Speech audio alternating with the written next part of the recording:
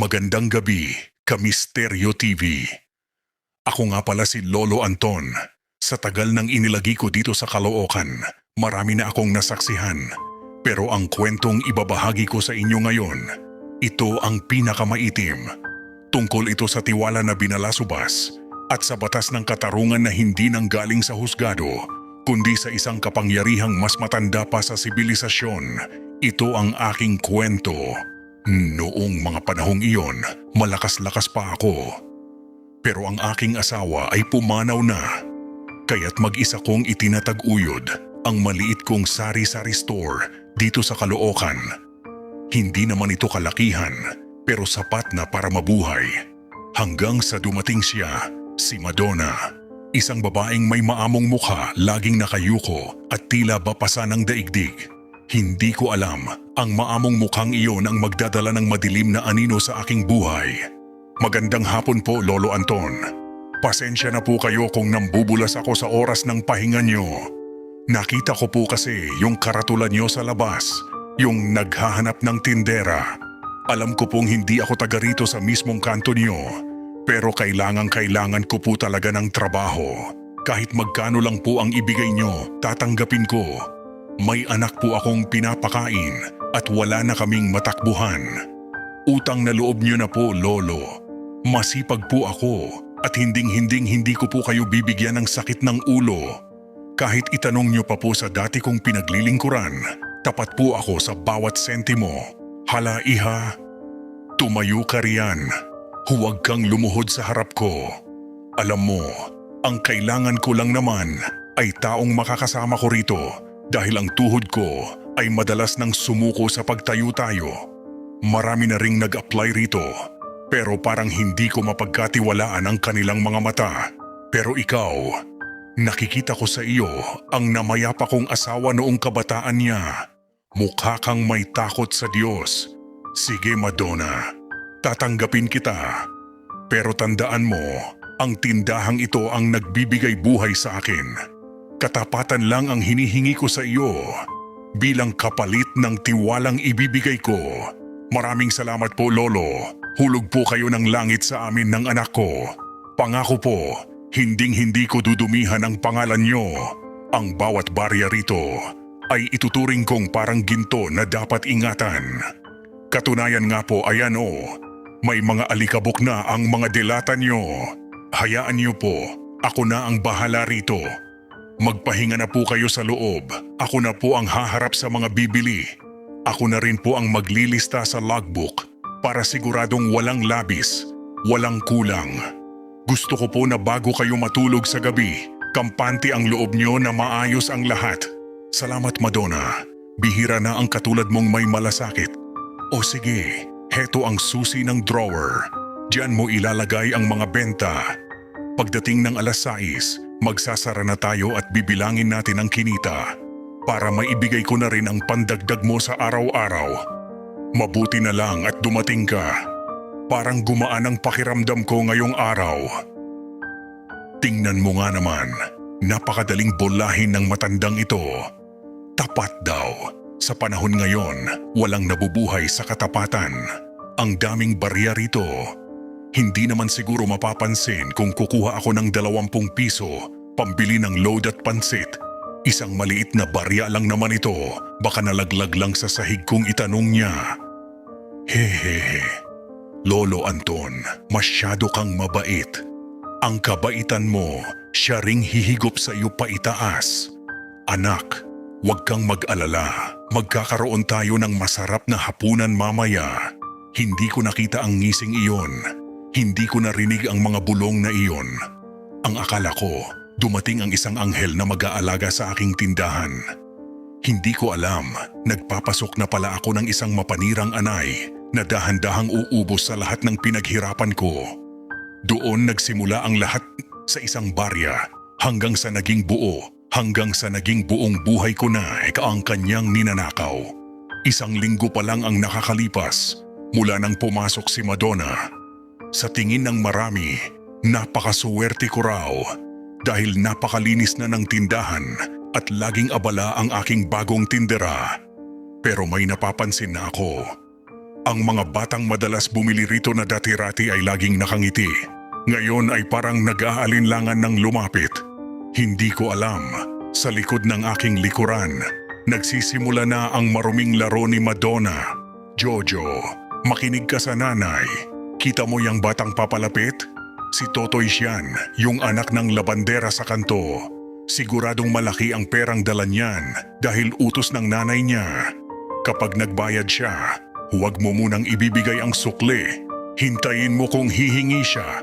Kapag hindi humingi, itago mo agad sa bulsa mo. Ganito ang buhay, anak.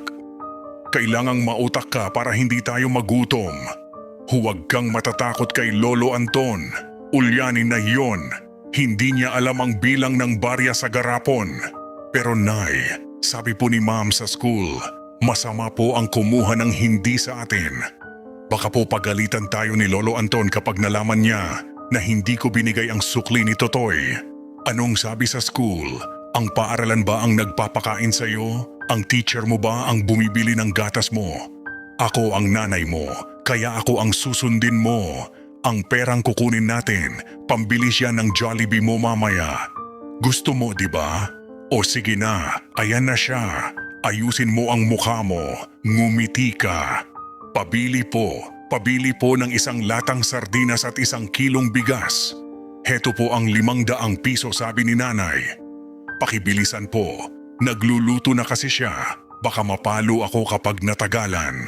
Ay, napakasunuring bata naman nito. O heto na ang sardinas at bigas mo, Totoy. Napakaguwapo mo, talagang bata ka. Manang-mana ka sa nanay mo. O sige na, takbo na, baka naghihintay na ang kalan nyo.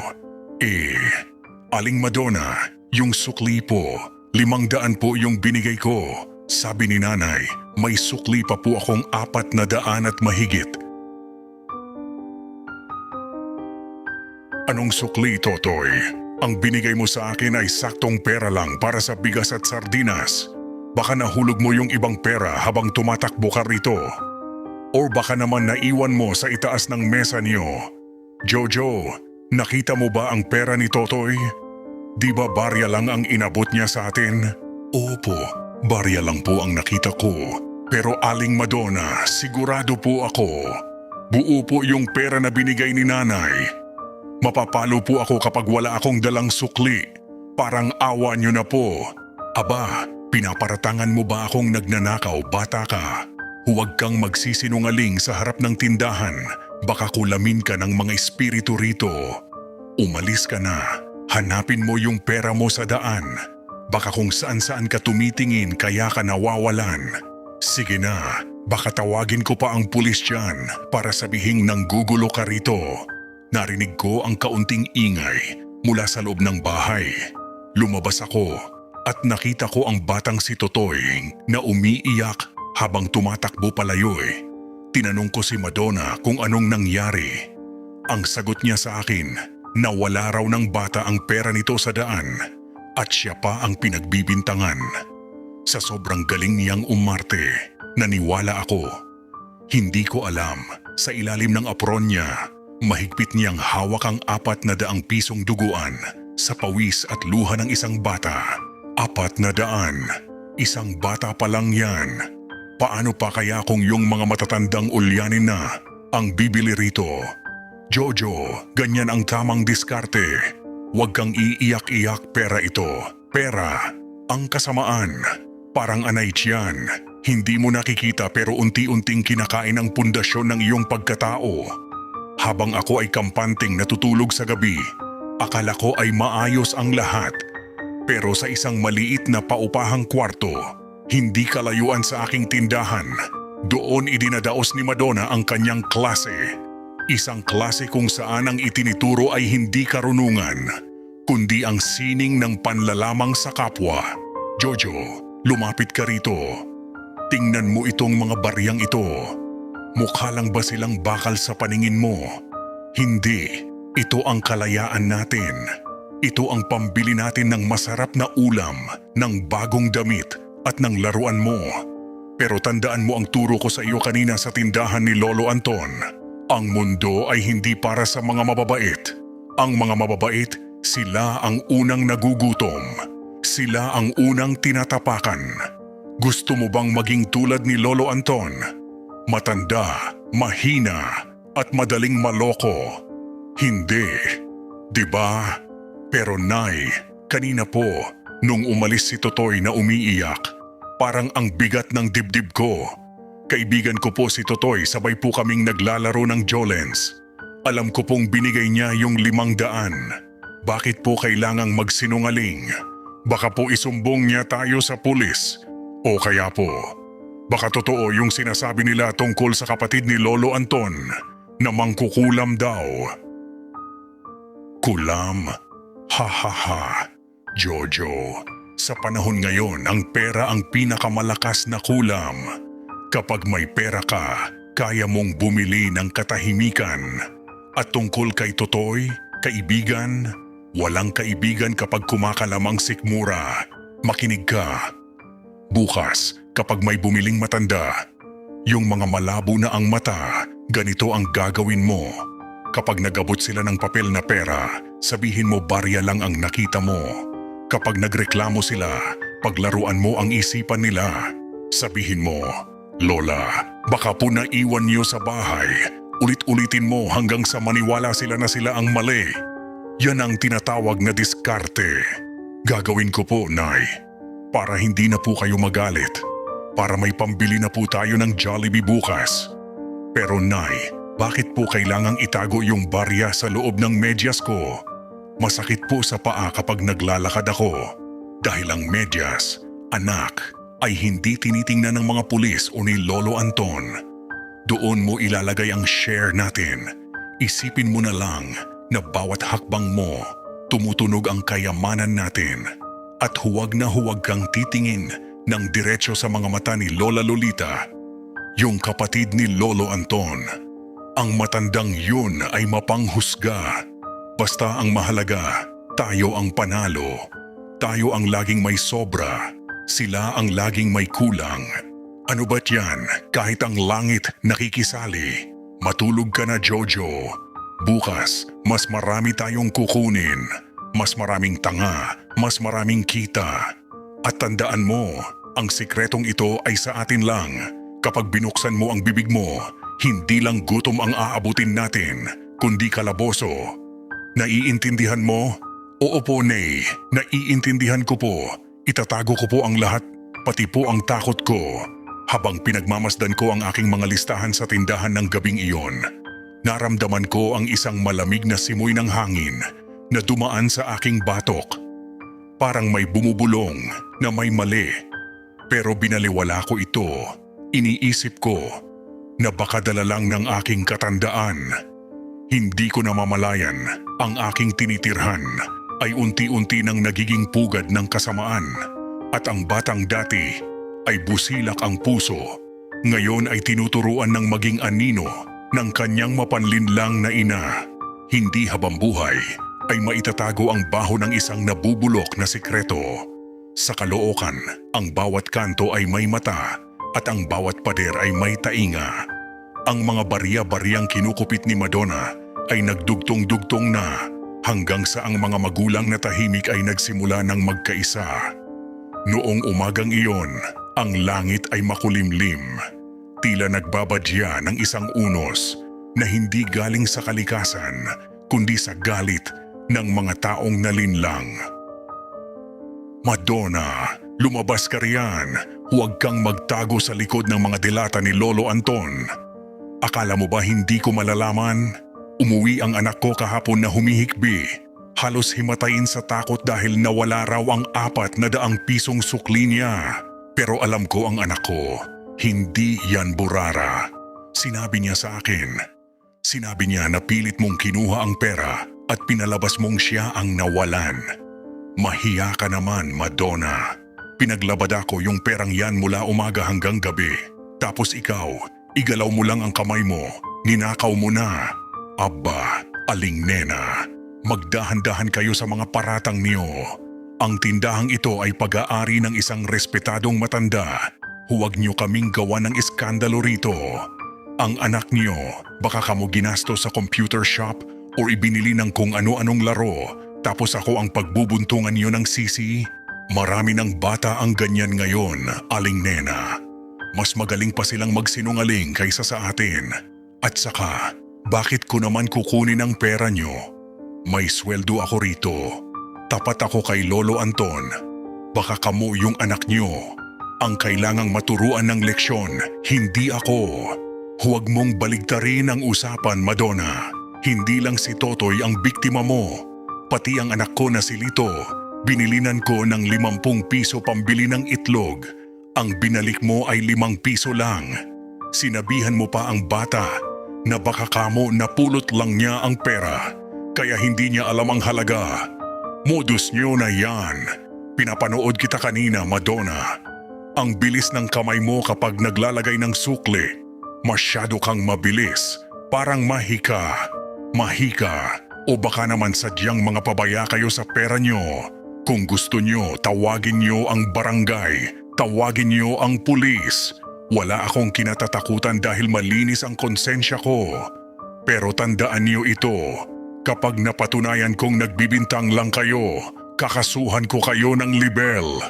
At ikaw, Nena, huwag kang masyadong matapang. Baka ang kakarampot mong kinikita ay mapunta lang sa pambayad sa abogado ko. Lolo Anton, Lolo Anton, halika po rito. Tingnan nyo itong mga taong ito. Inaapi ako sa sarili nating tindahan. Ano bang nangyayari rito? Nena, Kanor, mga kapitbahay, bakit kayo nagkakagulo? Madonna, anong problema? Lolo Anton, iginagalang po namin kayo. Pero itong tinderang kinuha nyo, magnanakaw po. Niloloko niya ang mga bata. Kinukupit niya ang mga sukli na pambilisan na namin ng pagkain. Parang awa niyo na po, Lolo. Huwag niyong hayaang maghari ang kasamaan sa tindahan niyo. Lolo, huwag kayong maniwala sa kanila. Naiinggit lang po sila dahil maayos ang takbo ng tindahan natin. Alam niyo naman pong gabi-gabi tayong nagbibilang, di ba? May nawawala ba? Wala naman na, di ba?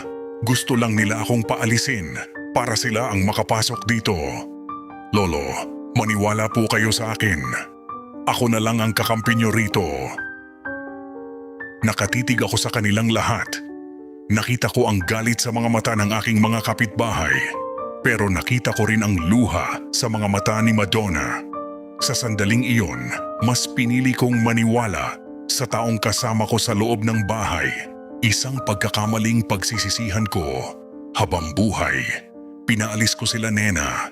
Sinabihan ko silang huwag nang babalik. Kung gulo lang ang dala nila. Hindi ko alam, habang papalayo sila, si Madonna ay lihim na nakangiti sa likod ng aking balikat. Isang ngiting mapanira. Mga bobo, akala nyo makukuha nyo ako sa sigaw?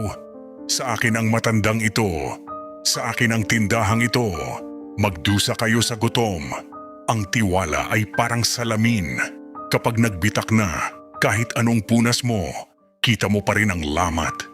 Pagkatapos ng gulo sa barangay, sinubukan kong ibalik ang dati naming gawi. Pero may kakaiba na akong nararamdaman.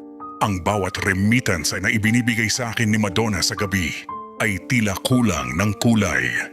Hindi ko maipaliwanag. Pero ang bawat 5 at 10 na nawawala ay nagsisimulang bumuo ng isang malaking butas sa aking dibdib. Madonna, kimari ka muna saglit.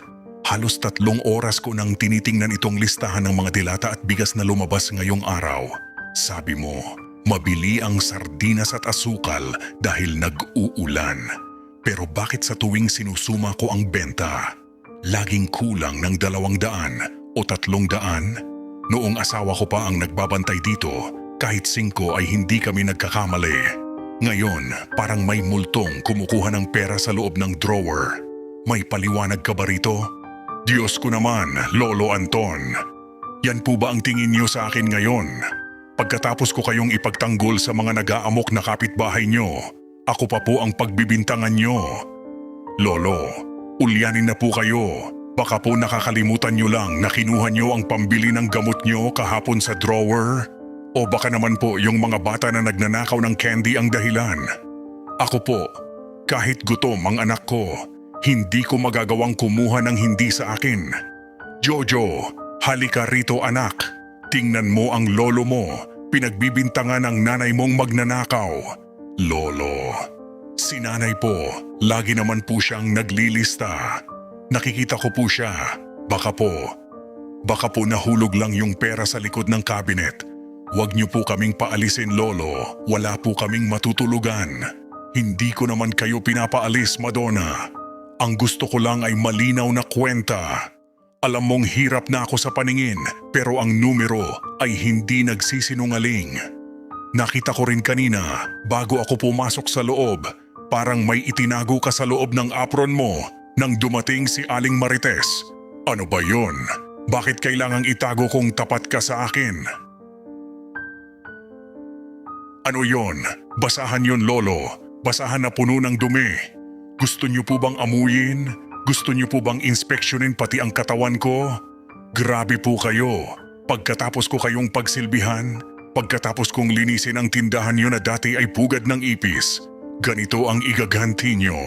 Sige po, kung hindi kayo tiwala, aalis na kami ng anak ko ngayon din.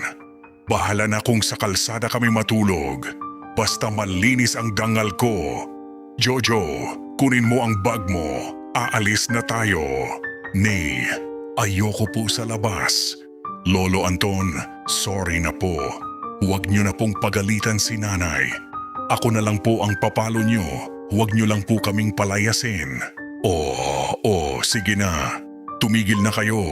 Pasensya na, Madonna. Baka nga lang talaga. Baka nga nalimutan ko lang na kumuha ako ng pambayad sa kuryente.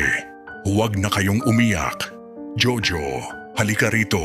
Heto ang 5 piso. Bumili ka ng tinapay sa labas. Madonna, ituloy mo na ang ginagawa mo. Pasensya ka na sa matandang ito. Sadyang nag-aalala lang ako sa puhunan natin. Sabi ko sa iyo, Jojo, ang luha ang pinakamabisang panangga sa katotohanan. Konting iyak lang, tiklop agad ang matandang yan. Bukas, dagdagan natin ang kupit. Tutal, siya na rin naman ang nagsabi na ulyanin na siya. Diba? Gamitin natin ang sarili niyang dahilan laban sa kanya. Ha ha ha ha. Naniwala ako sa mga luha niya. Inisip ko na baka ako nga ang nagkakamali. Pero habang papasok ako sa aking silid, may narinig akong mahinang kalansing ng barya. Sa ilalim ng higaan ni Madonna, isang tunog na hindi dapat nandoon. Doon ko napagtanto, ang aking tindahan ay hindi na lang ninanakawan ng pera, kundi unti-unti na ring ninanakawan ng kapayapaan. At sa di kalayuan nararamdaman ko na, darating na ang aking kapatid, si Lolita, ang tanging taong makakakita sa itim na bumabalot sa kaluluwa ni Madonna. May mga taong may dalang liwanag at may mga taong may dalang salamin na naglalantad ng kadiliman ng iba.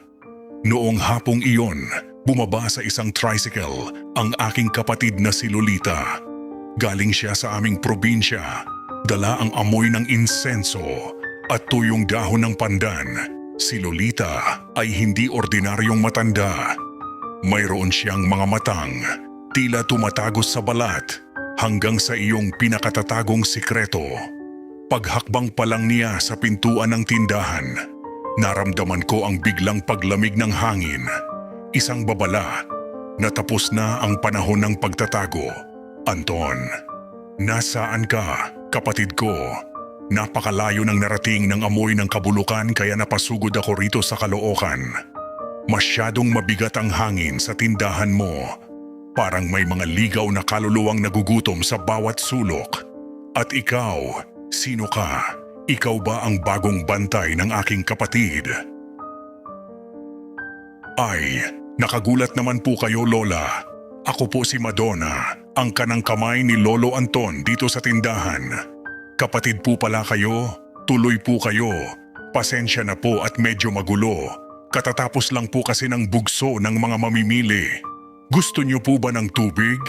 O baka gusto niyo pong maupo muna rito sa tabi ko habang hinihintay niyo si Lolo? Ako na po ang magdadala ng gamit niyo sa loob. Huwag mong hahawakan ang aking mga gamit, Madonna, kung iyan nga ang tunay mong pangalan. Ang mga kamay mo ay masyadong mabilis, para sa isang matandang tulad ko. Nakikita ko ang mga anino sa likod mo. Maliliit na anino ng mga batang umiiyak dahil sa nawawalang barya. Alam mo ba, sa probinsya namin, ang bawat sentimong kinuha ng walang pahintulot ay nagiging pako na itinutusok sa sarili mong puso. Nararamdaman mo na ba ang kurot? Iha? Hehehe. Ano po ba ang pinagsasabi niyo, Lola? Masyado po yata kayong makuwento. Siguro po ay pagod lang kayo sa biyahe. Wala pong nawawalang barya rito, tapat po ako kay Lolo Anton. Itanong niyo pa po sa kanya. Lolo Anton, ang kapatid niyo po, nandito na. Parang masama po ang pakiramdam kung ano-anong sinasabi sa akin. Lolita, salamat sa Diyos at nakarating ka. Kanina pa kita inaantay. Madonna, pagpasensyahan mo na itong kapatid ko. Sadyang matalas lang ang dila niyan pero mabuti ang puso. Lolita, halika na sa loob. Naghanda ako ng hapunan para sa iyo. Si Madonna ang nag-alaga sa akin nitong mga nakaraang buwan. Napakalaking tulong niya rito. Anton, ang tulong na may kapalit na sumpa ay hindi tulong, kundi utang na dugo. Madonna, bago ako pumasok, tandaan mo ito. Ang bawat barya na nasa loob ng medyas ng iyong anak ay may mata. At ang mga matang iyon ay nakatingin sa akin ngayon. Pag-isipan mo ang iyong mga susunod na galaw dahil sa oras na magsalita ang mga barya, wala nang luhang makakapaghugas sa iyong kasalanan. Nay, bakit po niya alam yung sa medyas ko? Natatakot po ako sa lola na iyan. Parang nakikita niya yung loob ng bulsa ko. Nay, ayoko na pong magtago ng barya. Ibalik na lang po natin. Manahimik ka, Jojo. Matandang ulyanin lang. Yan na mahilig sa hula-hula. Huwag kang titingin sa kanya. Walang mangyayari sa atin basta't hawak natin ang pera. Pero kailangang mag-ingat tayo. Ang matandang iyon, kailangang mapaalis natin siya rito bago pa siya makahanap ng ebidensya. Hindi niya tayo mapipigilan. Naramdaman ko ang tensyon sa pagitan nilang dalawa. Ang tindahan ko na dati ay puno ng tawanan. Ngayon ay tila naging isang arena ng espiritual na labanan. Habang kumakain kami ni Lolita, hindi siya nagsasalita. Pero ang bawat subo niya ay tila isang ritual. Alam ko sa gabing iyon hindi lang ang pagnanakaw ni Madonna ang kanyang natuklasan, kundi ang itim na sumpang dahan-dahang gumagapang sa aming tahanan. May mga gabing hindi ka makatulog, hindi dahil sa ingay, kundi dahil sa bigat ng presensya ng isang bagay na hindi mo nakikita. Noong gabing iyon matapos ang aming hapunan, pinatulog ko na si Jojo at pinagpahinga ang aking sarili. Ngunit sa labas, sa ilalim ng malamlam na ilaw ng tindahan, naganap ang isang pagtatagpong magtatakda ng kapalaran ni Madonna. Si Lolita, ang aking kapatid, ay hindi nagpapalampas ng pagkakataon. Lalo na kung ang nakataya ay ang kaluluwa ng aming pamilya, ay kabayo. Lola Lolita naman, huwag naman po kayong sumusulpot ng ganyan na parang multo sa dilim. Akala ko po ay natutulog na kayo sa kwarto ni Lolo. Bakit po kayo nandito sa tindahan sa ganitong oras?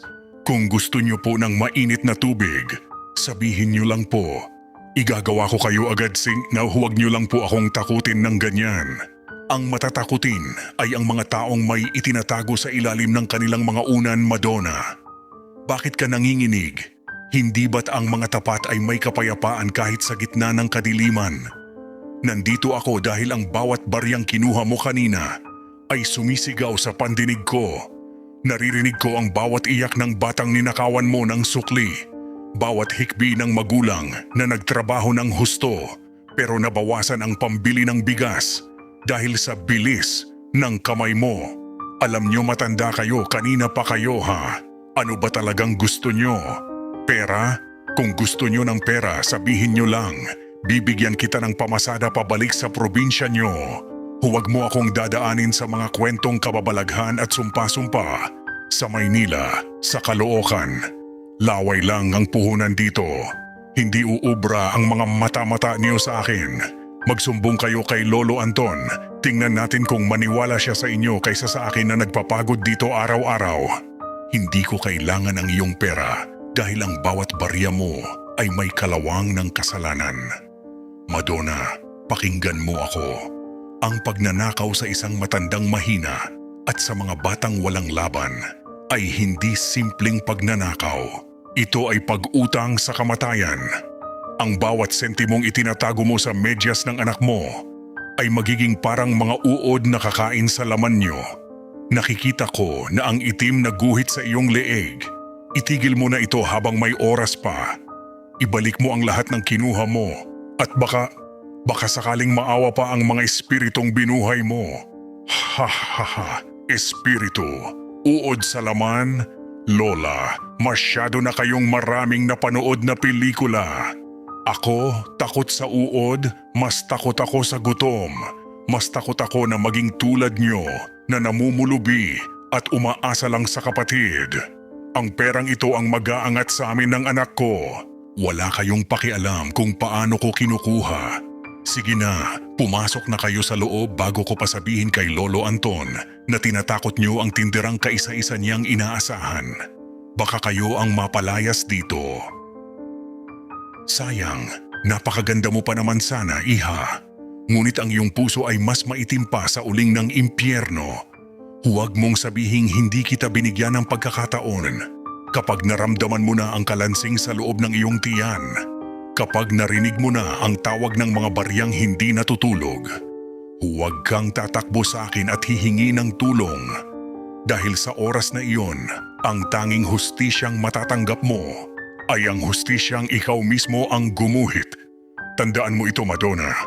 Ang bawat barya ay may mata. Buwisit na matandang to. Parang timang. Mata? Anong mata? Pera lang to. Jojo, gising. Siguraduhin mong nakatali ng mahigpit yung mga barya sa ilalim ng higaan mo. Walang makakakuha nito kahit ang mga espiritu ng matandang yan. Sa akin ito, akin lang. Mula sa aking kwarto, narinig ko ang kanilang usapan. Hindi ko man maintindihan ang lahat. Alam kong ang digmaan ay nagsimula na. Sa gabing iyon, hindi barya ang napanaginipan ko, kundi mga matang nakadilat sa dilim, naghihintay ng tamang oras para maningil. At si Madonna, siya ay mahimbing na natulog, yakap-yakap ang kanyang mga ninakaw. Hindi alam na ang kanyang huling gabi ng kapayapaan ay lumipas na. May mga pagkakataong ang kasakiman ay hindi na marunong makaramdam ng awa. Noong gabing iyon, ang aking hika ay umatake ng malala. Hirap akong huminga at ang tanging gamot na makakapagligtas sa akin ay kailangang bilhin bago mag-umaga. Inilabas ko ang aking itinatagong emergency fund. Ang perang inipon ko sa loob ng maraming taon para sa aking pagtanda at pagpapagamot. Hindi ko alam, ang mga matang nagmamasid sa dilim ay hindi na makapaghintay na masunggaban ang huling sentimong pag-aari ko. Lolo Anton, gising pa ba kayo? Heto na po yung tubig nyo, Lolo. Mukhang malalim na ang tulog dahil sa hirap ng paghinga. Kawawang matanda. Parang tuyong dahon na lang na naghihintay malaglag. Sayang naman kung ang perang nakatago sa ilalim ng kutsyon mo ay mapupunta lang sa mga doktor at ospital. Hindi ba mas mabuting mapunta na lang ito sa amin ni Jojo? Mas mapapakinabangan namin ito. Mas may kinabukasan kami kaysa sa iyo, Madonna. Ang gamot ko. Sa ilalim ng unan, kunin mo ang pera. Ibigay mo kay Lolita. Kailangan kong makahinga. Opo, Lolo. Kukunin ko po. Huwag kayong mag-alala. Magpahinga lang kayo ng malalim. Hahanapin ko yung pera para sa inyo. Pabulong sa sarili habang kinakalkal ang ilalim ng unan. Nasaan na ba yun? Heto na. Ang kapal. Siguro ay nasa 10,000 ito. Lolo Anton, pasensya na po. Pero mukhang hindi na kailangan ang gamot niyo. Mas kailangan ko itong pambayad sa advance ng bago naming uupahan para makalayo na kami sa kapatid mong mangkukulam. Nay, ano pong ginagawa nyo? Bakit nyo kinukuha yung pera ni Lolo Anton? Sabi niya kailangan niya yan pambili ng gamot. Nay, hirap na si Lolo. Tulungan natin siya, huwag nating kunin yan. Natatakot po ako, Nay. Baka mamatay si Lolo. Tumahimik ka, Jojo. Huwag kang maingay kung ayaw mong masaktan. Hindi mo ba nakikita? Ito ang tiket natin palabas sa hirap. Kapag nakuha natin ito, hindi na tayo kailangang magtiis sa barya-barya. Balutin mo na ang mga gamit mo. Aalis tayo rito bago magliwanag. Kapag tinanong ka, sabihin mo wala kang nakita. Sabihin mo nahulog ang pera sa bintana dahil sa hangin. Intindis. Pero Nay, ang sama-sama na natin, sabi ni Lola Lolita, may mata ang mga barya. Nay, parang nakatingin sa atin yung mga barya sa kamay nyo. Ibalik nyo na po. Please. Nay, parang awa nyo na po kay Lolo Anton. Walang mata ang pera, Jojo. Ang pera ay pera. At ang matandang ito, oras na niya. Halika na. Lilingon kay Lolo Anton na naghihingalo. Pasensya na, Lolo. Sa susunod na buhay, huwag kang masyadong magtiwala sa mga estranghero. Salamat na lang sa lahat. Anton, kapatid ko, hahawakan ang kamay ni Anton. Huwag kang bibitaw. Nararamdaman ko ang lamig ng pagnanakaw sa kwartong ito. Madonna, tinupad mo ang iyong tadhana. Kinuha mo ang huling hininga ng aking kapatid kapalit ng papel na walang kaluluwa. Ngayon, hayaan mong ang perang kinuha mo ang siyang maging bilanggo mo. Mula sa gabing ito, ang bawat pisong hawak mo ay magiging apoy at ang bawat barya ay magiging tinik sa iyong lalamunan. Hindi ka makakatakas dahil ang sumpa ay kasama mo na sa iyong pagtakas. Naramdaman ko ang unti-unting pagdilim ng aking paningin. Nawala ang pera, nawala ang hininga, at nawala ang aking tiwala. Ngunit sa gitna ng kadiliman, narinig ko ang tinig ni Lolita, isang panalangin hindi para sa akin, kundi isang hatol para sa taong nagnakaw sa aking buhay. Ang hustisya ay hindi nadadaan sa husgado. Ito ay gagapang sa gabi, kasabay ng tunog ng nagkakalansingang barya na hindi natitigil sa loob ng katawan ni Madonna. Ang akala ni Madonna, ang pagtakas sa gabi, ang magiging wakas ng kanyang paghihirap. Ngunit bago pa man siya makalayo sa Caloocan, naharang siya ng mga tanod dahil sa sumbong ni Lola Lolita at ng mga magulang na biktima niya. Ngunit ang magnanakaw na sanay sa kasinungalingan ay may dila na kasing dulas ng belut. Sa harap ng mga autoridad, isinuot niya muli ang kanyang maskara ng pagiging biktima. Hindi alam na ang kanyang katawan ay nagsisimula na ring maging bilanggo ng sarili niyang kasakiman. Kapitan, Sir Police, parang awa niyo na po. Nakikita niyo naman po ang kalagayan ko, di ba? Isang mahirap na ina na gustong bigyan ng magandang buhay ang anak ko. Bakit niyo po ako hinarang? Bakit niyo ako pinagbibintangan na nagnakaw ng 10,000 kay Lolo Anton? Ang matandang yun, ulyanin na yun. Baka kung saan-saan lang nailagay ang pera niya, tapos ako ang idadamay niyo. Tingnan niyo po ang bag ko. Wala kayong makikitang 10,000 riyan. Pinalayas ako ng kapatid niyang mangkukulam, kaya ako umalis. Huminahon ka, Madonna. Ang sumbong sa amin ni Lola Lolita at ng mga magulang dito sa Caloocan ay mabigat. Marami ang nagrereklamo na hindi mo ibinibigay ang tamang sukli. At tungkol sa 10,000 ni Lolo Anton, sinabi niya mismo bago siya mawala ng malay na ikaw ang huling pumasok sa kwarto niya. Kung wala sa bag mo ang pera, nasaan? Bakit nagmamadali kayong umalis ng anak mo sa gitna ng hating gabi? Umalis kami dahil tinatakot kami ng matandang Lolita na yan. Wala po akong kinuha. Jojo, sabihin mo sa kanila. Sabihin mo sa pulis na wala tayong perang dala. Jojo, umayos ka kung ayaw mong mabulok tayo sa kulungan. Sir, si nanay po. Wala po kaming dalang pera. Ang pera po ni Lolo. Baka po tinago ni Lola Lolita para pagbintangan si nanay. Nay, bakit po tumutunog ang tiyan niyo? Parang may barya sa loob. Oo nga, Madonna. Anong tunog yun? Sa tuwing humihinga ka o umuubo, parang may nagkakalansing ang barya sa loob ng damit mo. Kapitan, kapkapan natin ang batang ito o ang nanay. Masyadong kahina-hinala ang kilos nila. Kapkapan niyo siya, Kapitan. Pero wala kayong mahahanap na papel na pera sa kanyang mga kamay dahil ang perang ninakaw niya ay wala na sa labas, nasa loob na. Madonna, tinitigan kita kanina. Ang 10,000 ni Anton na nilukot mo at pilit na isinubo sa iyong sarili dahil sa takot na mahuli. Akala mo ba ay matutunaw yun ng asido sa tiyan mo? Ang bawat baryang itinatago mo sa iyong katawan ay magsisimula ng maningil. Anong isinubo? Baliw ka na talaga, matanda ka. Wala akong nilulunon.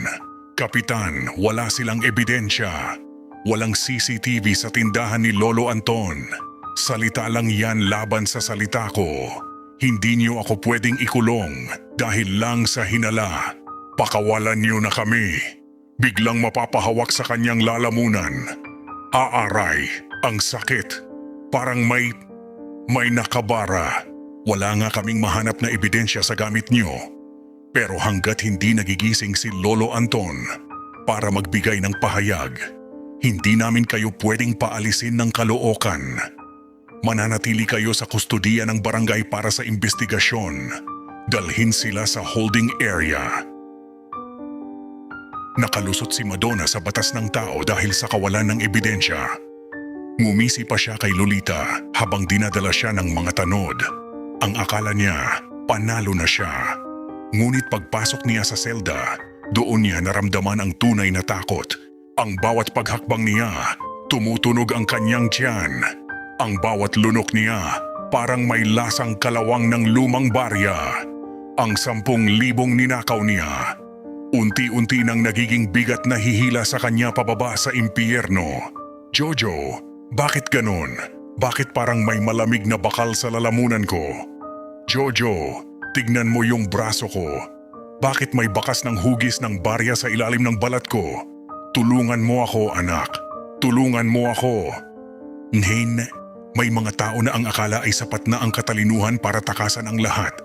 Dahil walang matibay na ebidensya at dahil na rin sa galing ni Madonna sa pagpapaawa, pansamantala siyang pinakawalan ng barangay. Ang akala niya, ang kanyang mga halakhak ang huling tunog na maririnig sa gabing iyon. Hindi niya alam, ang tagumpay na kanyang ipinagdiriwang ay ang siyang magsisilbing pintuan patungo sa kanyang sariling impyerno. Ang bawat sentimo na kinuha niya sa akin, ngayon ay nagsisimula na ring kumuha ng bahagi ng kanyang pagkatao. Ha ha ha, nakita mo yun, Jojo? Nakita mo ang mga mukha nila? Akala ni Lola Lolita at ng mga pulis na matatalo nila ako. Ako, ang isang Madonna. Hinding-hindi. Tingnan mo itong perang ito. Anak, 10,000. Isang gabi lang, nakuha natin ang hindi nila kinita sa loob ng 1 taon. Kainin mo yan, Jojo.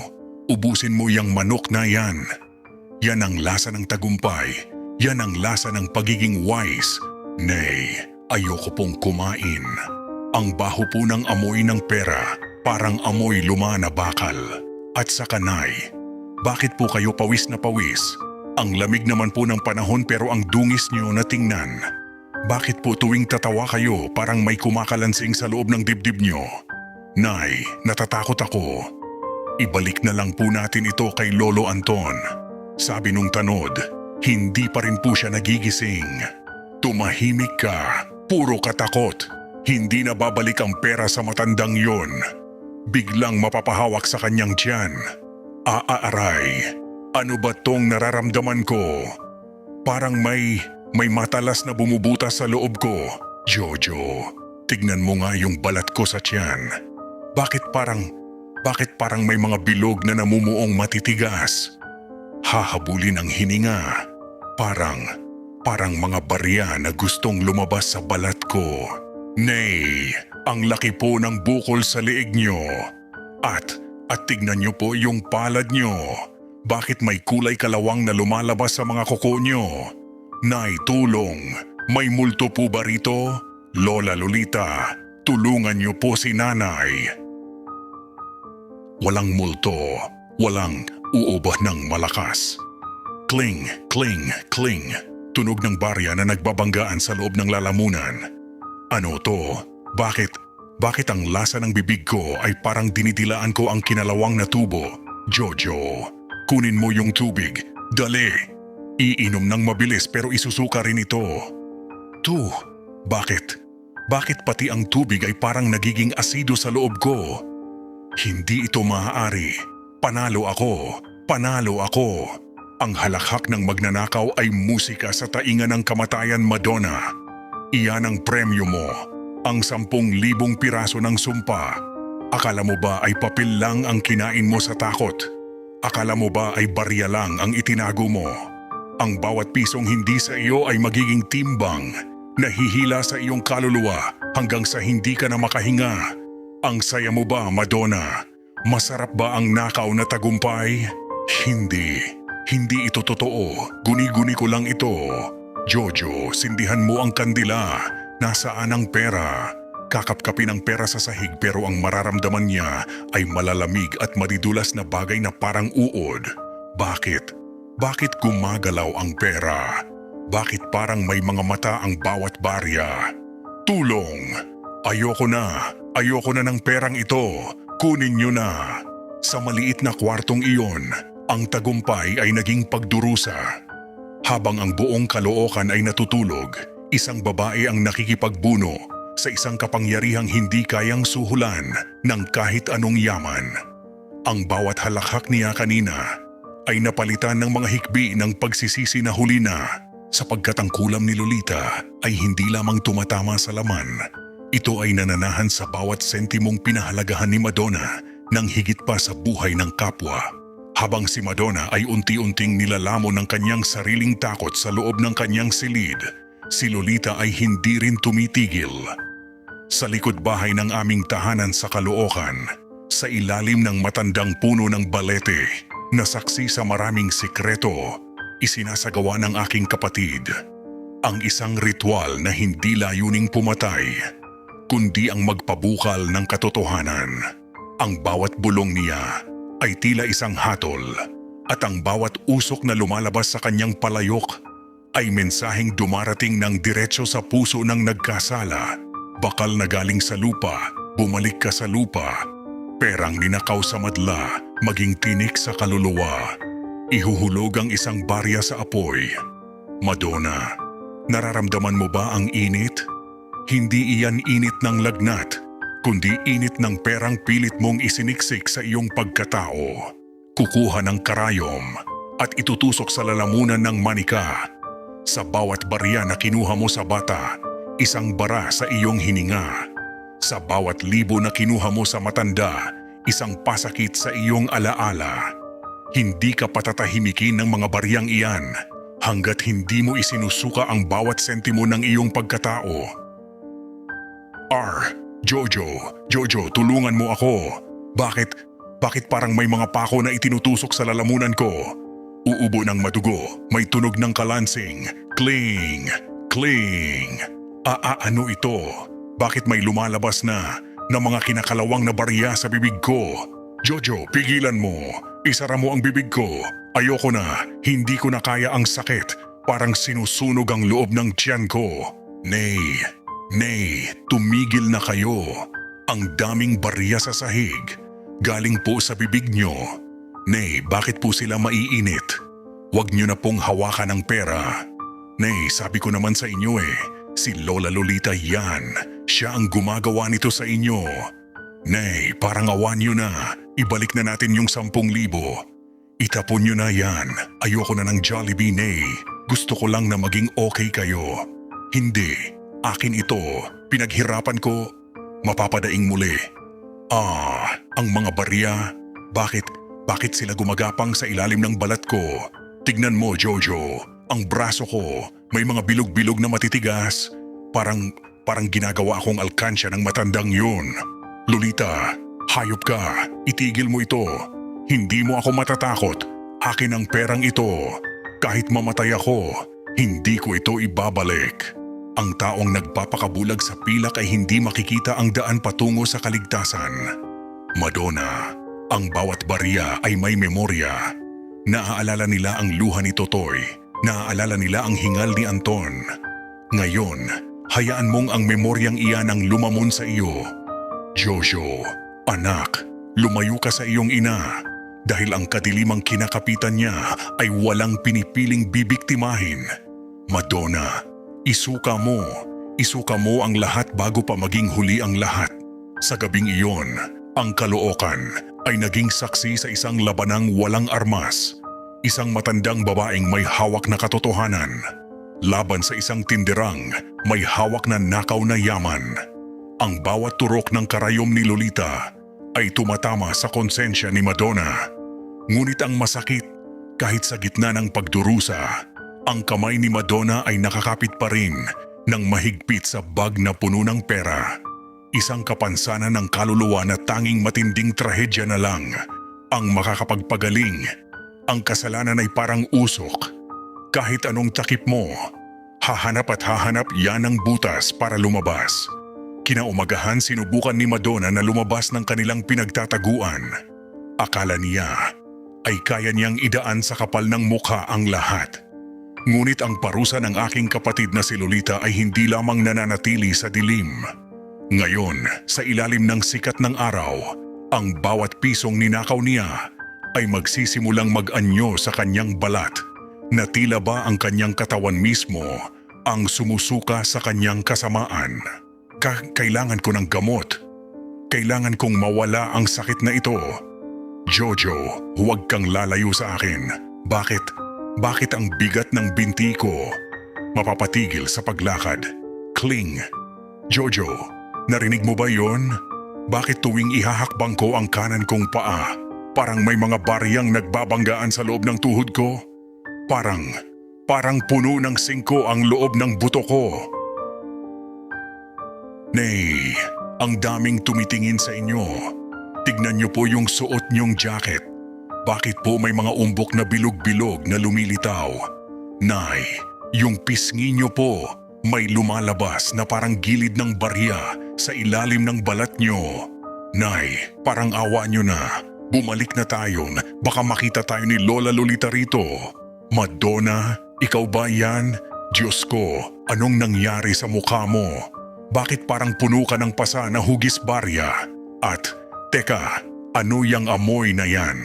Bakit amoy kalawang ka na tila ba nanggaling ka sa loob ng isang alkansyang nabubulok?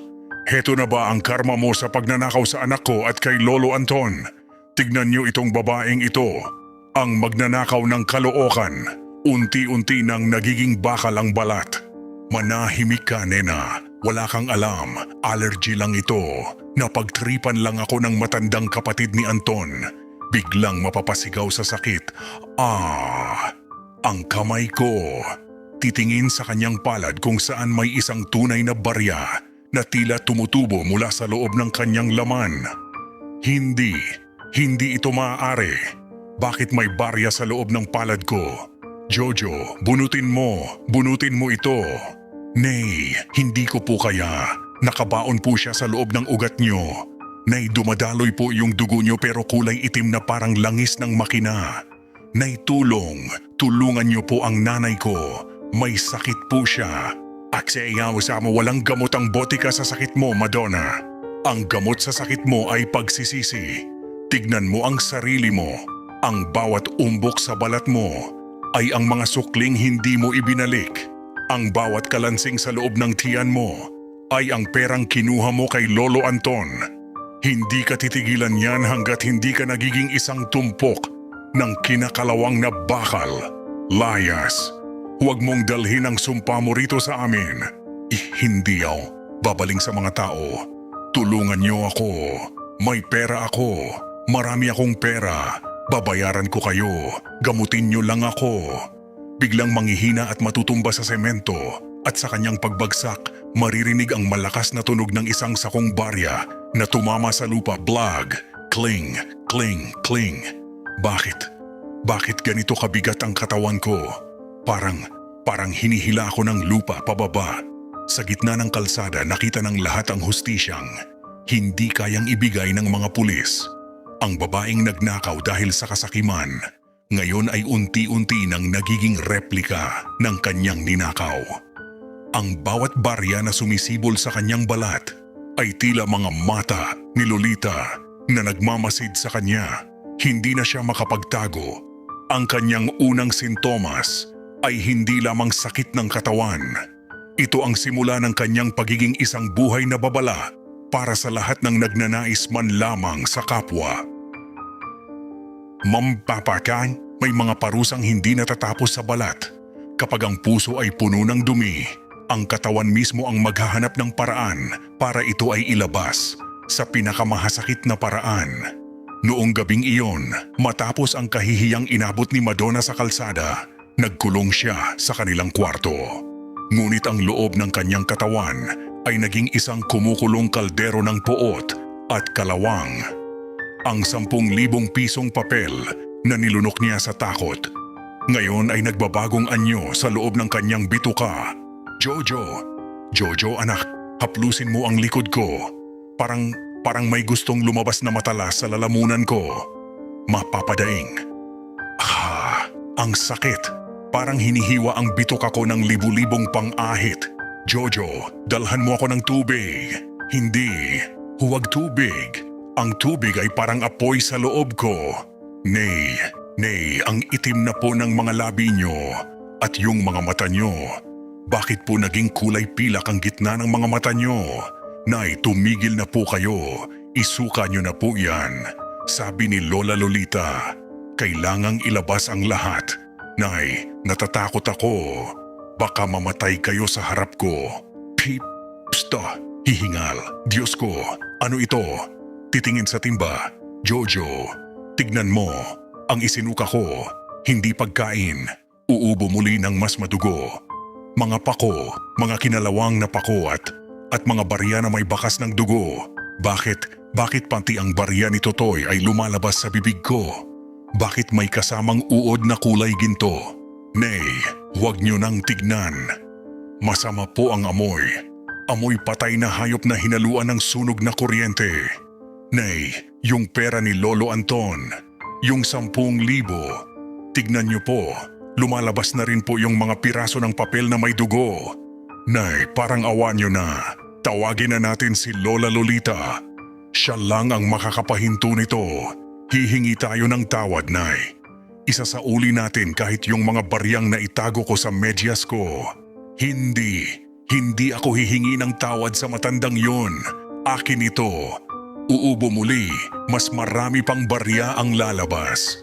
Kahit isuka ko ang buong bituka ko, hindi ko sasabihing talo ako. Jojo, kunin mo yung mga isinuka kong barya. Punasan mo. Pera pa rin yan, mapapakinabangan pa natin yan. Hindi ko na kaya. Nay, magnanakaw na tayo, mamamatay pa kayo. Ayoko ng perang galing sa suka. Ayoko ng perang galing sa sumpa. Iiwan ko na kayo rito kung hindi kayo magbabago. Natatakot ako sa inyo, Nay. Nagmumukha na kayong halimaw na bakal. Jojo, anak, huwag. Mapapahiga sa sahig habang ang tunog ng mga barya ay tila musika ng kamatayan. Bakit pati ang hininga ko ay amoy kalawang na? Lola Lolita, ano bang ginawa mo sa akin? Ang sarili kong katawan, naging alkansya ng aking mga kasalanan. Sa bawat pagubo ni Madonna, lumalabas ang katotohanang pilit niyang itinago. Ang bawat pako ay kumakatawan sa bawat sakit na idinulot niya sa mga taong nalinlang niya. Sa gabing iyon, ang kanyang kwarto ay napuno ng tunog ng nagkakalansingang barya. Isang tunog na hindi nagdadala ng yaman, kundi ng napakabigat na sumpa. Ang tinderang nagnanakaw ng sukli, ngayon ay isinusuka ang sukli ng kanyang sariling buhay. At sa di kalayuan, sa anino ng kanto ng Caloocan, nakatayo si Lolita, naghihintay kung kailan bibigay ang matigas na puso ng isang magnanakaw. Kapag ang tao ay nasa bingit na ng kamatayan, Doon lang niya naalala na mayroon siyang kaluluwa. Ngunit para kay Madonna, ang kanyang kaluluwa ay nababalot na ng makapal na kalawang dahil hindi siya matulungan ng mga doktor sa Caloocan na ang tanging nakikita sa x-ray ay mga itim na bilog sa loob ng kanyang bituka. Nagpasya siyang hanapin ang pinakamagaling na albularyo sa Karatigpook. Ang akala niya, ang perang ninakaw niya ay sapat ng pambayad para burahin ang sumpa ni Lolita. Hindi niya alam, may mga kasalanang hindi kayang bayaran ng kahit anong halaga. Iha, bakit ka nagpunta rito? Ang amoy na dala mo ay hindi amoy ng karaniwang sakit. Amoy ka ng bakal na nabubulok sa ilalim ng lupa. Anong ginawa mo? Bakit ang bawat paghinga mo ay nagpapatay sa aking mga kandila? Lumapit ka rito, hayaan mong tignan ko ang iyong palad. Lolo, tulungan niyo po ako. Ilalantad ang palad na may nakabaong barya. Tignan niyo po ito. May mga barya na tumutubo sa loob ko. Ang titiyan ko, parang puno ng pako. Magbabayad po ako. Hahablutin ang bag ng pera at ilalabas ang mga lukot na papel. Heto, 10,000, 20,000. Kunin niyo lahat basta patigilin niyo lang ang kalansing sa loob ng ulo ko. Hindi na ako makatulog. Naririnig ko ang bawat pisong kinuha ko, tumatawa sila sa akin. Diyos ko, lumayo ka sa akin, itatapon ang tubig. Iha, hindi ito simpleng kulam. Ito ay sumpa ng pinagkaitan. Ang bawat baryang yan ay may dugo ng isang matandang naghihingalo at luha ng mga batang nag-utom. Hindi ko pwedeng hawakan ang perang iyan. Ang bawat papel na yan ay nagiging uod sa paningin ko. Itago mo ang pera mo. Hindi ko kailangan ng kayamanang galing sa impyerno. Huwag po, parang awan niyo na. Kayo na lang ang pag-asa ko. Biglang uubo ng malakas. Sound effect. Cling, cling. Isang tumpok ng barya ang lalabas sa bibig niya. Ayan o, tignan niyo. Isinusuka ko na ang sarili ko. Patigilin niyo ito. Kung kailangang surugin niyo ang balat ko, gawin niyo. Huwag niyo lang akong iwan sa ganitong kalagayan. Lolo, tulungan niyo po ang nanay ko. Sinasaktan na po niya ang sarili niya. Kanina po sinubukan niyang hiwain ang braso niya para ilabas yung mga barya, pero lalo lang pong dumami. Lolo, parang awa niyo na po. Umalis na kayo. Ang tanging makakatanggal niyan ay ang taong nagtanim niyan sa iyo. Bumalik ka sa Caloocan. Bumalik ka kay Lolita. Hanggat hindi mo ibinabalik ang huling sentimong kinuha mo at hanggat hindi ka humihingi ng tawad nang nakaluhod sa harapan ng biktima mo, ang katawan mo ay magpapatuloy na maging isang buhay na alkansya hanggang sa mapuno ka at sumabog ang iyong puso sa bigat ng bakal, layas. Ngayon din, ayaw nila. Lahat sila takot.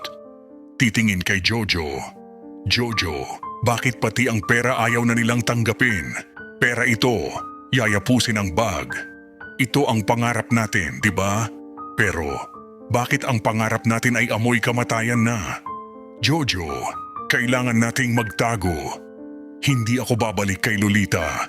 Hindi ako magpapatalo sa matandang yun. Maghahanap pa tayo ng iba. Maghahanap pa tayo, ganyan ang bulag na kasakiman. Kahit ang katawan ay nagigiba na, ang isipan ay nakakapit pa rin sa mga bagay na walang silbi. Nilisan ni Madonna ang kubo ng albularyo na mas mabigat ang pakiramdam. Ang bawat hakbang niya ay naging isang pasakit dahil ang mga barya sa loob ng kanyang sapatos ay nagsisimula na ring bumaon sa kanyang mga talampakan. Ang paghahanap niya ng lunas ay naging paghahanap lamang ng mas matinding dusa dahil ang tunay na lunas ay nasa likod lang niya. Ang pagpapakumbaba na hindi niya kayang gawin. Sinasabing ang kasalanan ng magulang ay ipinamamana sa mga anak. Ngunit sa kwentong ito, ang pamana ni Madonna kay Jojo ay hindi kayamanan kundi isang sumpa na hindi kayang dalhin ng isang musmos. Habang ang katawan ni Madonna ay unti-unting nagiging bakal, napansin niya ang isang nakapanghihilakbot na pagbabago sa kanyang anak. Ang hustisya ni Lolita ay umabot na sa puntong pinakamasakit, ang sakta ng bunga ng iyong pagmamahal para lang gisingin ang iyong natutulog na konsensya. Jojo, anak, gising. Heto, uminom ka muna ng tubig. Bakit? Bakit ang lamig-lamig mo pero pawis na pawis ka? Hahaplusin ang noo ng anak at biglang mapapaatras. Diyos ko, Jojo, bakit ang balat mo ay nagkakakulay pilak din? Bakit ang mga daliri mo ay hindi na maibaluktot? Jojo, sumagot ka sa nanay. Nenay, ang bigat po ng mga binti ko. Parang puno po ng mga holens na bakal ang loob ng tuhod ko. Nay, masakit po ang dibdib ko. Tuwing hihinga ako parang may nagkikiskisang barya sa loob ng baga ko. Nay, ito na po ba yung sinasabi ni Lola Lolita na magiging uod ang mga barya sa loob natin? Nay, ayoko na pong maging alkansya. Gusto ko na pong maglaro sa labas. Hindi pwede ito.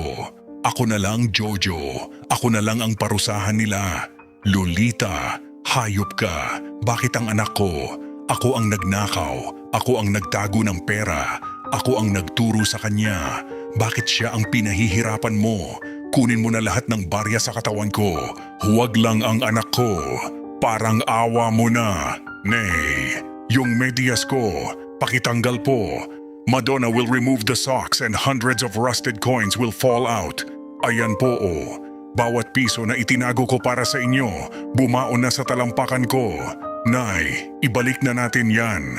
Kahit mamatay na tayo sa gutom, basta huwag lang pong ganito kasakit. Nay, nakikita ko po si Lolo Anton sa panaginip ko. Nakatingin lang siya sa atin, umiiyak siya. Nay, sorry po. Sorry po kasi naging magnanakaw din ako. Patawarin mo ako, anak. Patawarin mo ang nanay. Akala ko mapoprotektahan kita ng pera. Akala ko ito ang magpapasaya sa atin. Kasumpa-sumpang pera, sinira mo kami. Jojo, makinig ka. Babalik tayo sa Caloocan. Ngayon din, kahit kumapang ako sa kalsada, dadalhin kita kay Lola Lolita. Magmamakaawa ako. Luluhod ako. Kahit patayin nila ako. Basta gumaling ka lang. Hindi ko kayang makitang nagiging bakal ang puso mo dahil sa kasalanan ko. Nay, totoo po? Isasauli na natin? Nay, parang gumaan po ng konti ang hininga ko nung tinapon niyo yung bag. Nay, dalian natin.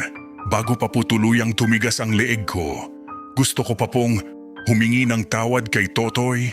Sa wakas, ang pader na itinayo ni Madonna sa kanyang puso ay gumuho rin. Hindi dahil sa takot sa sarili niyang kamatayan, kundi dahil sa pagmamahal sa kanyang anak. Binuhat ni Madonna si Jojo kahit ang bawat hakbang niya ay parang hinihiwa ng libu-libong barya ang kanyang laman.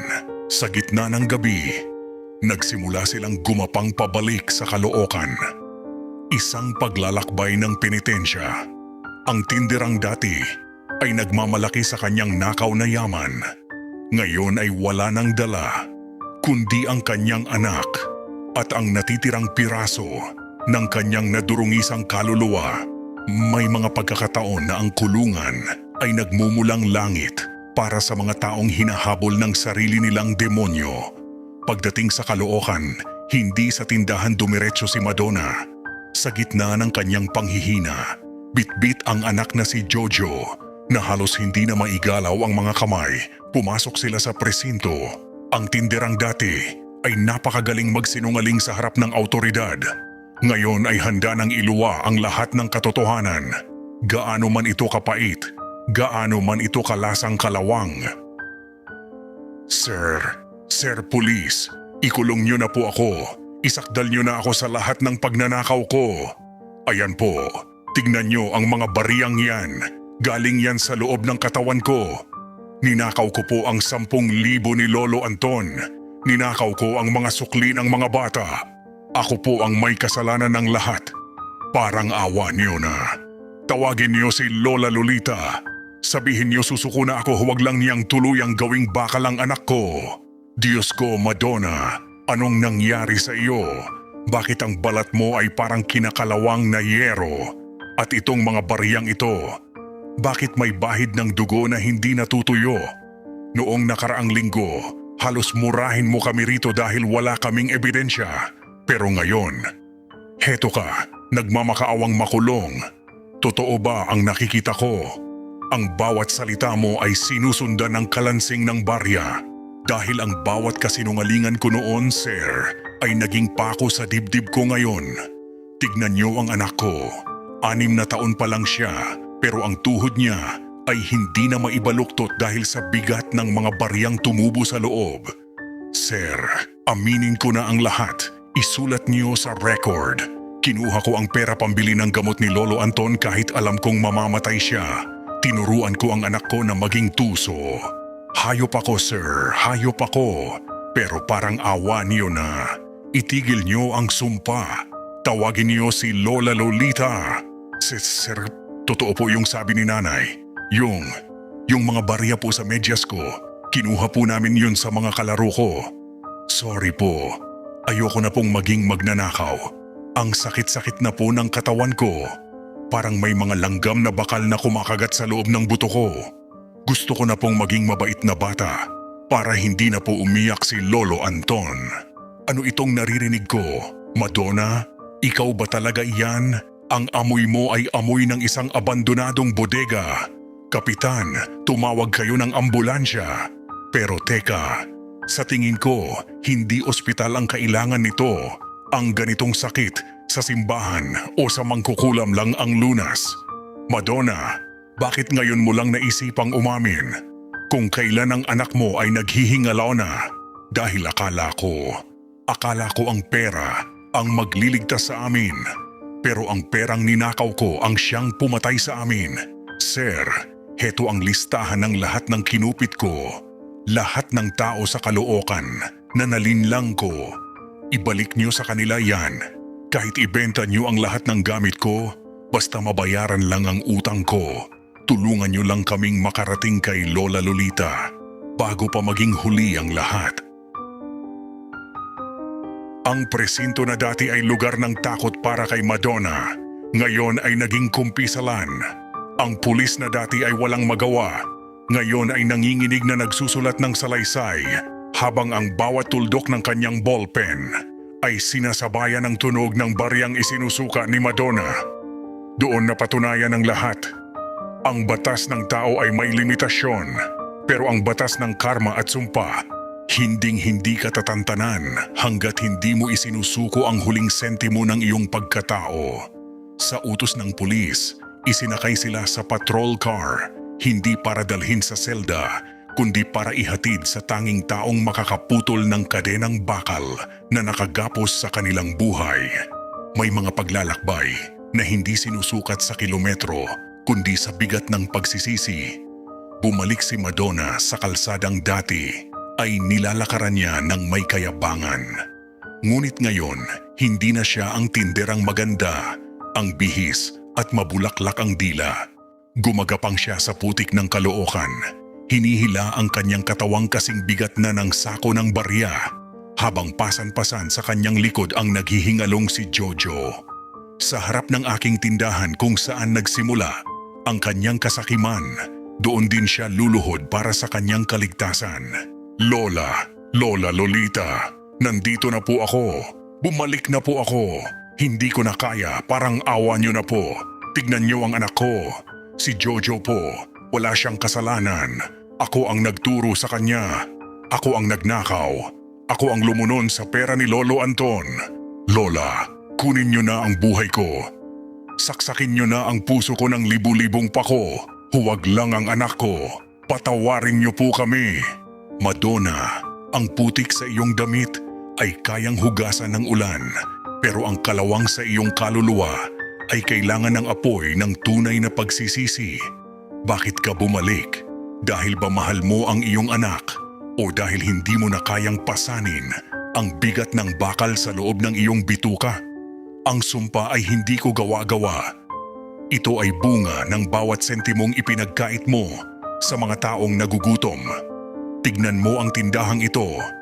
Dito mo pinatay ang tiwala ng aking kapatid. Opo, alam ko po, hayop ako. Magnanakaw ako. Heto po, heto ang 10,000 ni Lolo Anton. Hindi ko po ito nagastos. Bawat sentimo rito ay isinusuka ko gabi-gabi. Ibalik niyo na po ito sa kanya. At ang mga baryang ito, ibigay niyo po kay Totoy. Ibigay niyo sa lahat ng batang niloko ko. Lola, luluhod ako rito hanggang sa maging estatwa ako ng bakal. Basta pagalingin niyo lang si Jojo. Parang awa niyo na. Lola is Lolita, sorry po. Sorry po sa medyas ko. Ayoko na pong magnakaw. Gusto ko na pong yakapin si nanay pero matigas po ang braso ko. Lola, tulong po. Ang batang ito ay naging biktima ng iyong maling turo, Madonna. Ang kanyang pagdurusa ay ang iyong salamin. Anton, kapatid ko, naririnig mo ba? Ang magnanakaw ay bumalik na. Ang katotohanan ay lumabas na sa kanyang bibig kasama ng dugo at kalawang. Madonna, hindi sapat ang paghingi ng tawad sa akin. Ang katarungan ay nangangailangan ng sakripisyo. Handa ka bang talikuran ang lahat ng iyong kasakiman para sa buhay ng iyong anak? Lahat, Lola, lahat. Kahit maging alipin niyo ako, kahit maglinis ako ng kalsada ng Caloocan gamit ang dila ko. Basta mabuhay lang si Jojo. Basta maging tao siyang muli at hindi isang alkansya. Isinusumpa ko na ang pera. Ayoko na ng kayamanan. Gusto ko na lang po ng kapayapaan. Sa gabing iyon ang ulan sa Caloocan ay tila naging luha ng langit. Nakita ko mula sa bintana ang aking kapatid na itinaas ang kanyang tungkod. Hindi para saktan si Madonna, kundi para simulan ang huling yugto ng paglilinis. Ang tinderang nagnakaw, ngayon ay tinderang nagsusumamo. Doon ko napagtanto, ang tunay na kulam ay hindi ang nagpaparusa, kundi ang kasalanang gawa natin na pilit nating itinatago. Sa gitna ng putik at ulan, ang hustisya ay nagsimulang gumapang. Hindi para pumatay, kundi para magbigay ng pangalawang pagkakataon. May mga sugat na hindi kayang pagalingin ng gamot at may mga kasalanang hindi sapat ang sorry para mabura. Sa harap ng aking tindahan, habang ang madaling araw ay unti-unting sumisilip, itinaas ni Lolita ang kanyang lampara. Ang liwanag nito ay tumama sa mukha ni Madonna, isang mukhang puno ng peklat ng barya at kalawang. Ngunit bago tuluyang alisin ang sumpa, kailangang dumaan si Madonna sa butas ng karayom. Ang katarungan ay hindi libre. Ito ay binabayaran ng pawis, dugo at katapatan. Madonna, tingnan mo ang anak mo. Ang kanyang mga ugat ay naging kasing tigas na ng alambre dahil sa iyong kasakiman. Gusto mong gumaling siya? Gusto mong mawala ang kalansing sa iyong tiyan? Ang sumpa ay hindi mawawala sa isang kumpas lang ng aking kamay. May kondisyon ang langit. Una, ang 10,000 ninakaw mo kay Anton ay ibabalik mo. Pero hindi mo ito basta iaabot. Magtatrabaho ka rito sa tindahan ng walang sweldo hanggang sa ang bawat sentimong ninakaw mo ay mabayaran ng iyong tunay na pagod. At sa bawat araw na iyon, hihingi ka ng tawad sa bawat taong dadaan sa harap ng tindahang ito na nalinlang mo. Gagawin ko po, Lola. Gagawin ko ang lahat. Kahit maghapon akong nakaluhod sa harap ng tindahan habang nagtitinda, gagawin ko. Heto na po ang huling barya na nakabara sa aking puso. Lola, huwag niyo na po akong swelduhan. Kahit pira-pirasong kanin lang ang ipakain niyo sa amin ni Jojo, tatanggapin ko. Basta makita ko lang na muling nakakaangat ang braso ng anak ko. Basta huwag na po siyang umiyak sa sakit. Hindi lang yan, Madonna. Ang ikalawang kondisyon, kailangan mong tanggapin ang parusa ng batas. Hindi kita ililigtas sa rehas. Pagkatapos mong bayaran ang utang mo kay Anton, isusuko mo ang iyong sarili sa mga pulis na ito para sa mga reklamo ng taong bayan. Ang iyong anak ay maiiwan sa aking pangangalaga habang ikaw ay nasa loob. Tuturuan ko siyang maging tapat, isang bagay na hindi mo nagawa. Handa ka bang mawalay sa kanya para lang sa kanyang kaligtasan? Nay, Ayokong malayo sa inyo. Pero Nay, gusto ko na pong mawala yung pako sa paa ko. Lola Lolita, pakigamot na po si Nanay. Ako na lang po ang magtatrabaho sa tindahan ni Lolo Anton. Marunong na po akong magbilang ng tama ngayon. Hindi na po ako magtatago sa medyas. Jojo, anak, makinig ka. Kailangang magbayad si Nanay. Ang sakit na nararamdaman mo ngayon, kasalanan ko yan. Lola, tinatanggap ko ang lahat. Ikulong niyo ako, pahirapan niyo ako. Basta iligtas niyo ang anak ko. Haharap sa pulis. Sir, nakahanda na po ang mga kamay ko sa posas.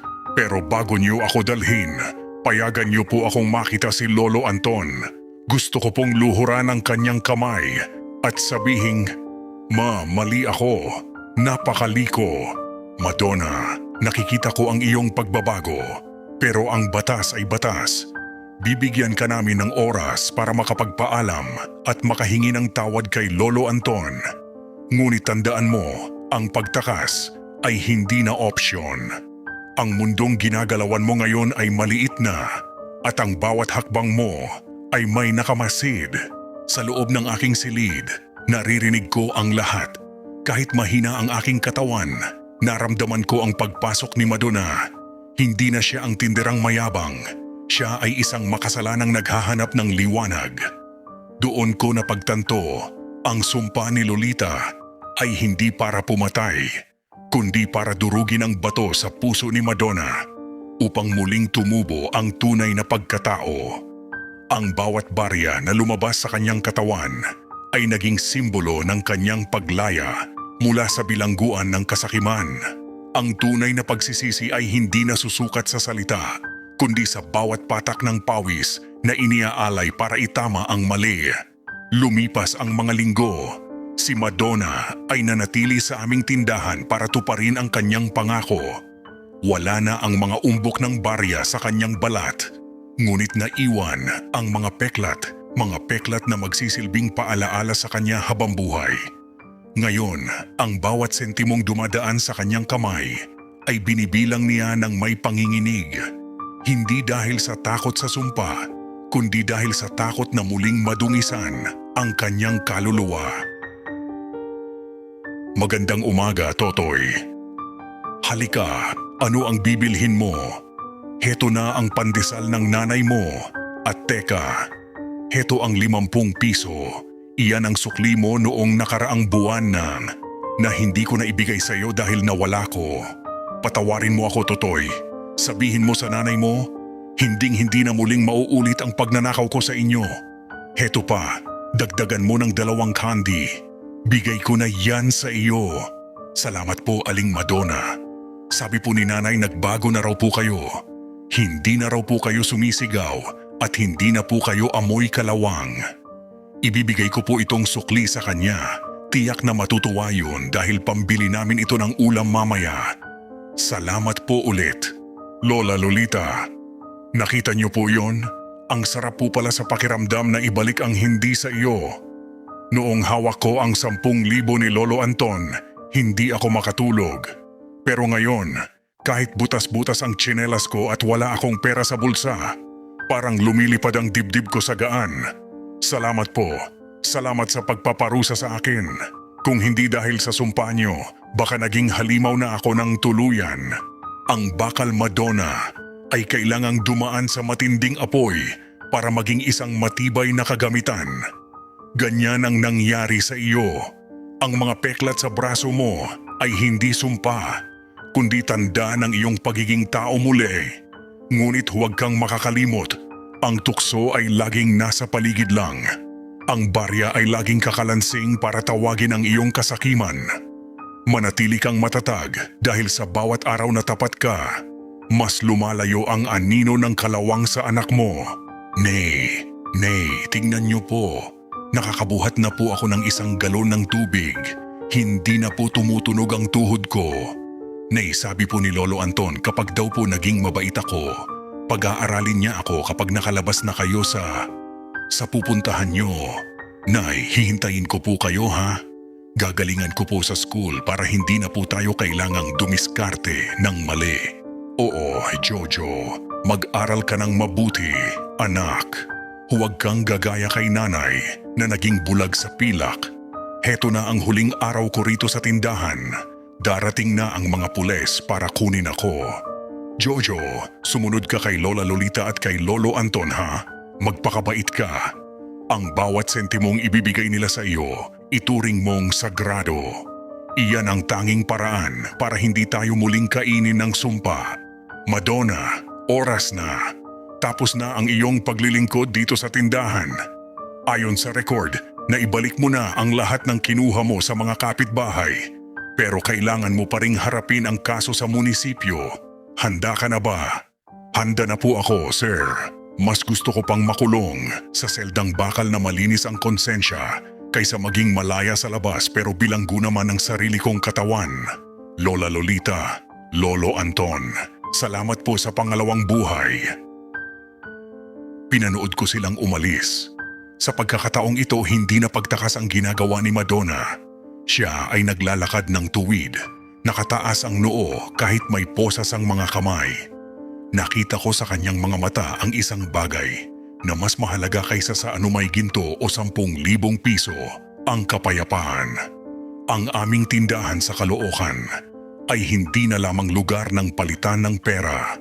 Ito ay naging saksi sa muling pagkabuhay ng isang naligaw na kaluluwa. Lumipas ang ilang taon, ang mga rehas ng bilangguan ay nagsilbing silid ng pagninilay para kay Madonna.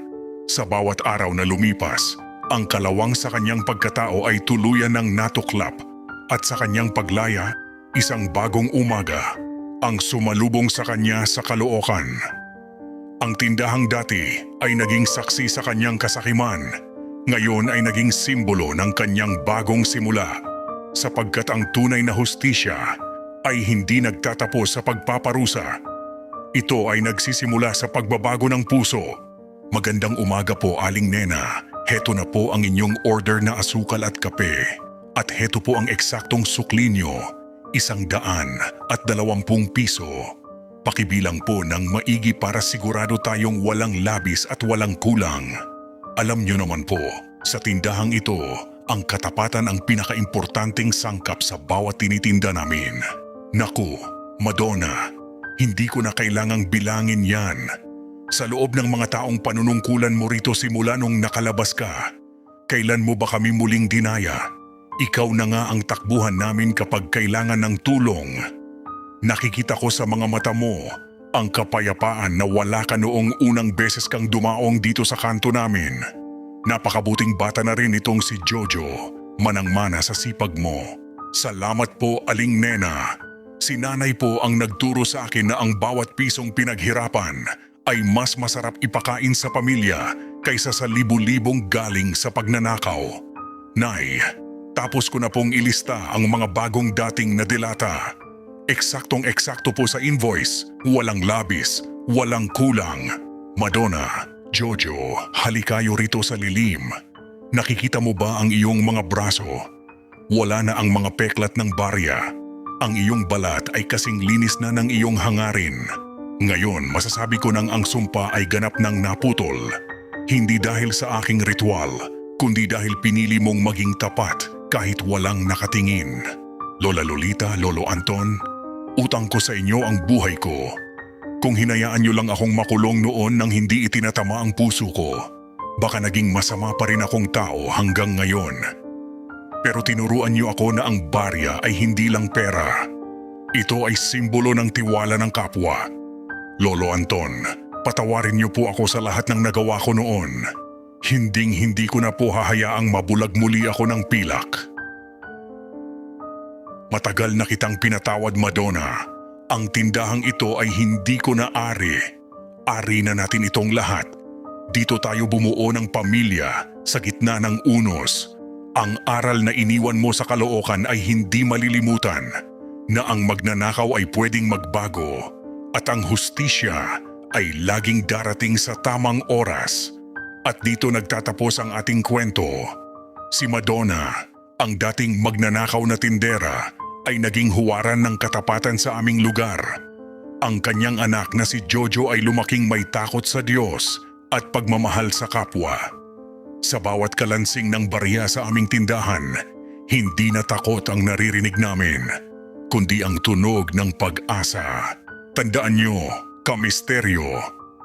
Ang kayamanang galing sa masama ay may dalang sumpa, pero ang kayamanang galing sa tapat na gawa ay may dalang biyaya na hanggang sa kabilang buhay ay iyong madadala. Muli, ako po si Lolo Anton. Salamat sa pakikinig sa aking kwento rito sa Kamisteryo TV. Naway magsilbing babala ito sa mga nagbabalak man lamang sa kanilang kapwa. Ang bawat sentimo ay may mata at ang langit ay laging nakamasid. Bago kayo matulog ngayong gabi, tanungin niyo ang inyong sarili. Malinis ba ang bawat baryang nasa bulsa niyo? Hanggang sa muli nating pagkikita sa dilim.